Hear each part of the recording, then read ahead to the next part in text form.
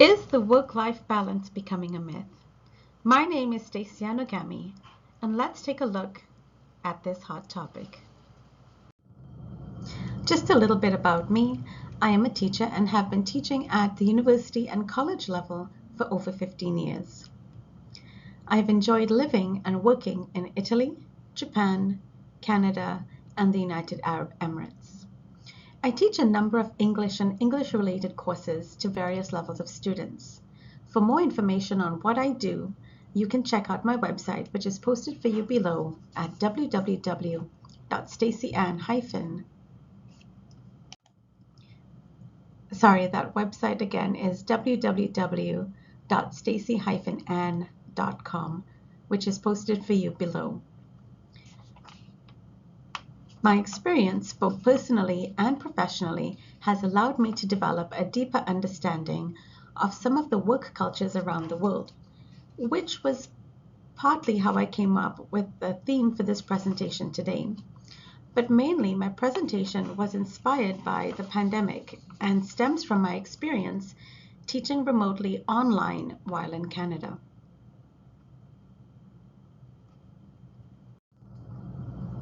The concept of a work-life balance being a myth is subjective, and this viewpoint can vary from person to person as well as from situation to situation. While some individuals may feel that achieving a perfect balance between work and personal life is unattainable, others may be able to successfully manage this and strike a balance that works for them. Personally, I think this is what I am striving for.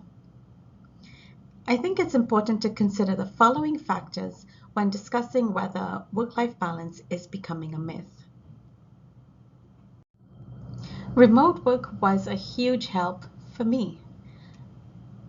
During the lockdown, I was in Canada working from home, online teaching, and I had a very nice balance there because everything was at home, which was really convenient.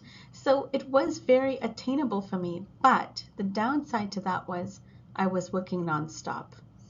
To combat this, I scheduled breaks. I had a designated workspace, and that worked really well. But for some people, working from home can blur the lines between work and personal life, and they just don't know how to detach. So it could be a hindrance in that respect. Is the perfect work-life balance really that unattainable? This is a question I've been pondering for quite some time now. I've heard many stories where people have been able to successfully and happily strike that balance. And I think it's partly due to the pandemic. But how do you strike that balance? And I ask this because I guess I'm searching for it too. So let's take a look at some of the factors that influence this, and let's see how we can make it happen. We will now take a look at some of these influential factors in a little bit more detail. Changing work culture, individual perspectives, technological impact, work-related stress, individual efforts, and conscious prioritization. Let's take a look.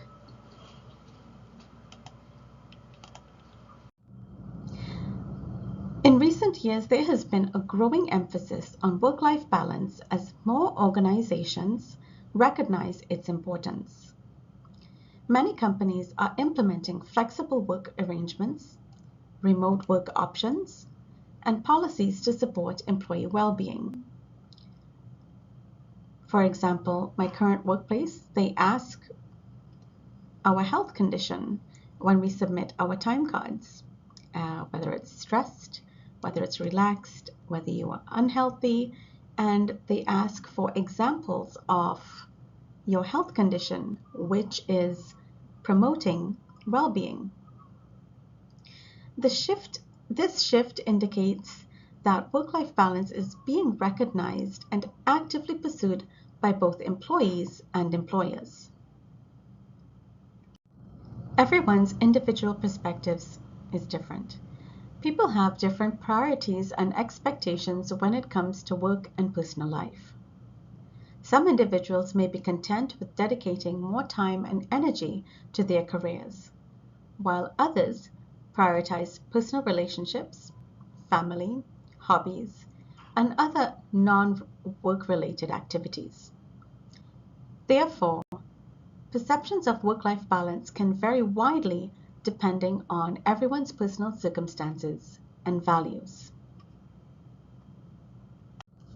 Technological advancements have made it easier for work to spill into personal life, blurring the boundaries between the two. Constant connectivity through smartphones and remote access to work systems can make it a challenge for individuals to disconnect fully and engage in personal activities. However, technology can also enable flexible work arrangements, allow individuals to have more control over their time and location, creating the perfect work-life balance.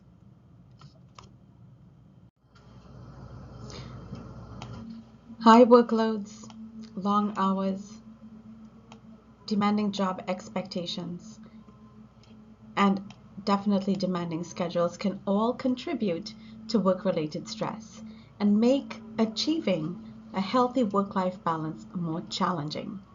Some industries and professions, such as healthcare and more recently education, have inherently demanding schedules, making it more difficult to achieve that perfect work-life balance. In high-stress work cultures like Japan, work-life balance is almost non-existent. In Japan, there is actually a word that means to work yourself to death. That word is karoshi, and a lot of people have actually died from this. Due to this, I focus on health, wellness, and stress management through art therapy. You can see more details of this on my website and my YouTube channel. Achieving work-life balance requires conscious effort and prioritization. It involves setting boundaries, managing time effectively, and making choices that truly align with your personal goals and values. While external factors can influence work-life balance, such as long working hours,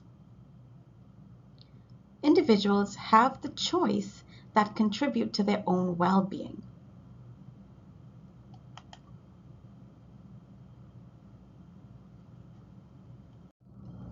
Achieving work-life balance is definitely doable. These are some steps that I think might help. Neutrally communicate your needs. And I say neutrally because some companies may not be open to this. They might think it's lazy. They might want to get someone who can be in the office. So that's why I say you should test the waters first. And explore other options. Keep striving for this if this is a goal. It may not happen today or tomorrow, but it might happen in the future. So keep that in mind. And also set boundaries. Boundaries are really important to have. And it could be something simple like taking a break, going for a walk, and just simply saying no. Now, whether or not work-life balance is becoming a myth, nobody really knows. It's up for debate.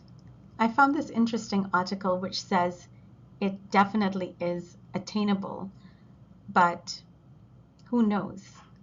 I think, realistically speaking, and looking at work-life balance, I think it has more to do with being conscious about it. In this article, the dishonest myth of work-life balance states that employers and employees both have to pursue this balance together. I think it's a more realistic take on this topic. It's not solely one person's responsibility, but I think it's collectively people have to work towards this. like myself, who is striving to create this, I think it's definitely attainable when both parties work together.